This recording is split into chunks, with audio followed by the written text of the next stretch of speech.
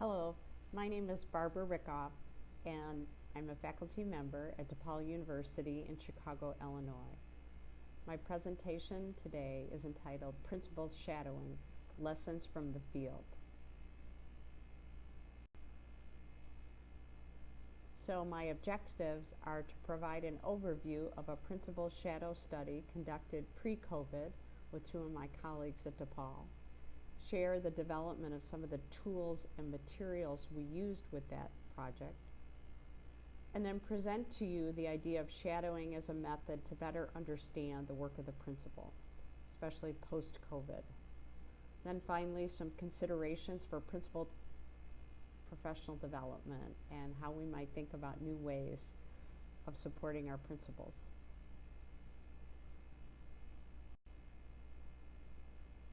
So first, a little background on a principal shadow study that we conducted pre-COVID. So a local district office requested data to inform them on how principals were spending their time. They wanted to look at what new and experienced principals were doing and how their time was allocated. So this project was co-led with Dr. Donna Keel and Dr. Leota Scott, both colleagues of mine at DePaul University. So we really started with three questions that we wanted to investigate. So the first question: what are the daily activities and responsibilities of principals? What factors interfere with the principal's daily leadership efforts? And what factors support the principal's daily leadership efforts? The district office didn't have any ideas about how we should go about answering these questions or collecting the data. So we set out to develop some tools that would help us with this project. So we ended up with 19 new and experienced principals who volunteered to participate in the project. And we decided upon the following list of data collection tools. We thought these would be useful in trying to figure out what were principals up to, what things were interfering with their work, and what things were helpful to their work. So the first thing we did was develop a shadow log, a way of trying to log what we understood the principal to be doing while we were observing the principal. And we agreed upon 3 days as the time frame we would watch the principal, from the morning time when the principal got on the job until the end of the daytime. Obviously, when there were personal or private conversations or confidential conversations, we would step out of the room, step out of the office. But otherwise, we really were shadowing the principal for 3 days straight. The days were determined by the principal. They determined what days. I think we had one case where the days were not consecutive, but for the most part, there were 3 consecutive days of observing the principal. We tried to not even have weekends. So the other data collection tool, we created a demographic survey, which was just really a questionnaire to understand who this population of principals that were shadowing, who were they? Background, experience, so that demographic data. We created interview questions. We interviewed the principals. It was a one-to-one interview. We conducted the interview after the observation was completed. So after the 3-day shadow log, we called the principal and had a phone interview. This was pre-COVID, so we weren't using Zoom quite as regularly as we all are using it now. We also had an interview with the district office staff. So we had a variety of central office staff in various positions, director of curriculum, director of special education, assistant superintendents. We interviewed those, I think it was 13 in all. And we used a set of questions that were aligned with the questions we asked of the principal. And then one other piece of information we asked the principals, we asked them to create and provide us with a schedule for those days we would be visiting and to submit that to us prior to the visit. So we're interested to see how closely the projected schedule matched what really happened as their real-time schedule.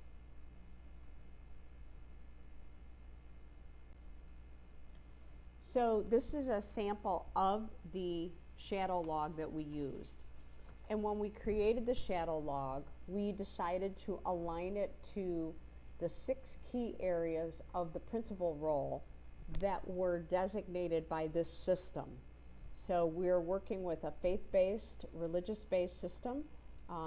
They were Catholic schools, and so they have 6 categories that align with the job responsibility of the principal, as well as the evaluation tool that they use to evaluate principals each year. So those categories are as follows: academic excellence, which encompasses curriculum, instruction. So any of those times they're really focused on teaching and learning. School vitality is another category, which really was about keeping the school open, enrollment, marketing, anything to help others see the strengths and benefits of the school. The third category was general, administrative, and organizational. So that was really more managerial. And the fourth category is Catholic identity. So when they were involved in activities that were faith-based and supporting the Catholic faith. The fifth category is service, doing service for others, helping, and then they might have even been on field trips or field activities, something that didn't fit in these other categories. And then we had another last category that was other. And those were things like breakfast, lunch duty, where they were just socializing or having personal time, not involved in these other activities. So those were the 6 areas that we aligned for the shadow tool. And we collected data in 30-minute increments. And we know that that didn't always work. Sometimes we had to go down to 15-minute increments of time. We also had to designate who was the principal interacting with. Was it a teacher, a student, a parent, a board member, a parish member, community member, the office staff? And sometimes it was a combination of these people. So too often principals aren't engaged with just one other person. They're talking to many people. It might have been in a meeting or it might have been in a one-to-one conference. We have to say that as a research team, we really were allowed into these principals' worlds. They let us sit in on almost all of their time.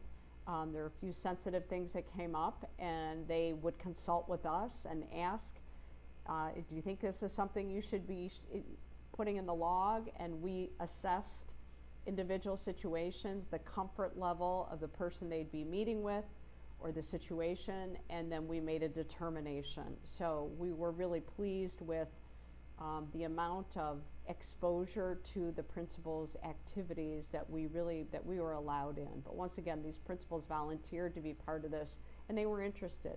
How did they spend their time? So they were very eager to be part of it.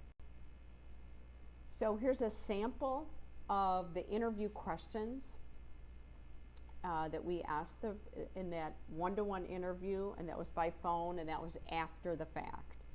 So we sent them a set of the questions in advance, and then they could kind of think through them, and if they wanted to prepare answers, but we talked through them. So describe your school and its culture. We felt that was really important to get to because every school is so different and every school culture is so different. And every principal's understanding of the school and its culture really varies. So once again, trying to get to what are the key responsibilities of the job of a Catholic school principal. The system didn't always agree on this, so we wanted to get, well, what are principals seeing as their primary responsibilities? Because in a faith-based school, that addition of the faith piece is part of their responsibility. So where is that situated with being the instructional leader, which are in traditional public school settings, that's the primary responsibility, is the instructional leader. So what aspects are the most important for positively impacting student learning? What processes could provide support for your work? What processes could interfere with your work? And then what suggestions do you have for reducing the workload of the Catholic school principalship?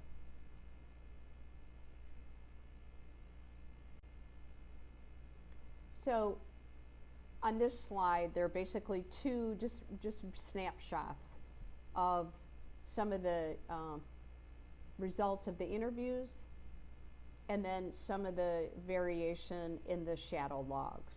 So on the left side, just some of the things that emerged from the interviews. There was real consistency across the participants regarding the demands of the principalship. They really all understood it in quite the same way, that it was heavily demanding, it was asking a lot of them, and at times they couldn't be successful managing, balancing all the things that they were asked to do in the course of a day. They felt that events, meetings, and obligations really interfered with their primary functions. So often they were asked to show up at meetings or be somewhere else for a district level initiative or rollout. And in many cases, this was primary instructional time in their school days, so it was pulling them away from that role. And they were frustrated by that. There was a lot of redundancy in reporting, data collection, and meetings. So, for example, they were asked to report back to the district data and information for a variety of reports, and this happened throughout the school year. And so they were also asked to collect data that the district level had access to or might already have. So in many ways, it was redundancy and once again, taking away from their time. And then in meetings as well. They were asked to attend meetings where they had already been part of a project, or they had already been through a training, but they had to go through it again. So they were being pulled away in that way as well. So the principals perceived a lack of support in areas not directly related to student learning. So as Catholic school principals, another big responsibility they shoulder is marketing, budgeting, and enrollment. And it's different because they depend on that. It's different from a public school setting. They depend on that enrollment to keep the school open. So they perceived they did not get good support in these areas. And many of them said, I didn't become a principal to figure out marketing. I don't have a background in marketing. I don't have a background in finances. So how can I market my school, create flyers and things like that? So themes that emerged, though, within the interviews across the board, 3 themes really stood out, and that was the mission, their dedication to the mission of leadership in a Catholic school, the value they place on stakeholders, and across the board, all the stakeholders that they're involved with on a day-to-day basis. And once again, in a Catholic school, it presents itself parish council, maybe a pastor, depending on the configuration, but there were many stakeholders, and that in addition to community members, parishioners, and then the internal stakeholders from the office staff to the teaching staff, and then any other colleagues that might be an assistant principal, although that was less represented in the Catholic schools. And then finally, expectations. That came through as a theme, that they felt the burden of multiple expectations and the frustration and not necessarily being able to meet those expectations.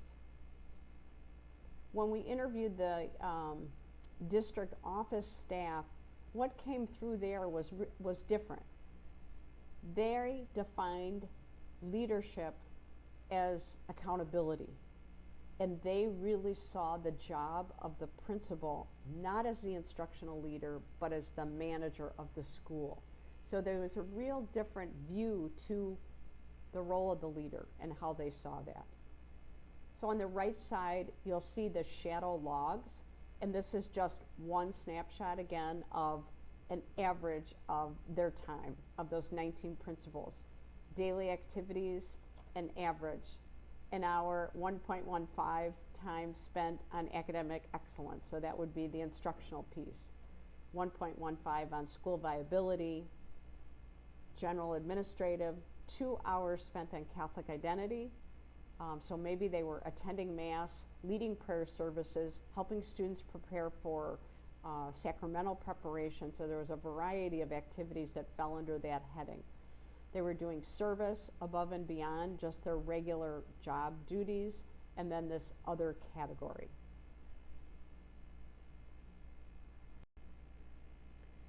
So part of conducting this study and sharing the results with all the participants and the district office was really thinking about how can we subsequently use shadowing as a useful tool. We really have not used it well, and there's some research in this area, but not a lot. So we're thinking that shadowing can be a means for current and future leaders to grow and develop their skills. It allows a lens into authentic and real-time leadership. Particularly, it models decision-making and problem-solving, and it invites a shared decision-making process. So we know, as leadership preparation programs, we know that our interns get to shadow as an activity, or maybe part of their internship experience. The first segment might be quite a bit of shadowing the principal. But we're thinking that maybe this could be a useful tool for current principals to watch each other in action. Much as we do classroom walkthroughs, instructional rounds, there are all kinds of ways that we've figured out how to watch each other teach. We'd like to think about watch each other lead, because we think it could be powerful and support our leaders in all that they're working with. In terms of principal professional development, there's certainly implications there for making it available in all modalities. So when principals are available, we want to apply best practices. What do we know about teacher PD? How do we apply that to principal PD? The content has to go beyond what the district thinks principals need to know. We have to allow them some safe space for honest conversations. So learning in teams, networking, having some kind of leadership walkthroughs. They need time together to talk about what is challenging for them. Mentoring, instructional coaching, schools all have these folks in the building helping, but are they working together? Oftentimes they come in and watch a teacher teach and write up a report. So how can we get everybody working together on that? And then finally, directing resources for building leaders across all areas. So that's affective domain across all domains. And then in terms of the last thoughts, implications for future research, post-COVID. So what can we learn from watching principals in action? We think quite a bit. And how can the shadow experience inform those being shadows and those observing? And what supports do principals need to grow, develop, and manage the stress of the position? Thanks very much. I hope you're enjoying the conference, and have a great day.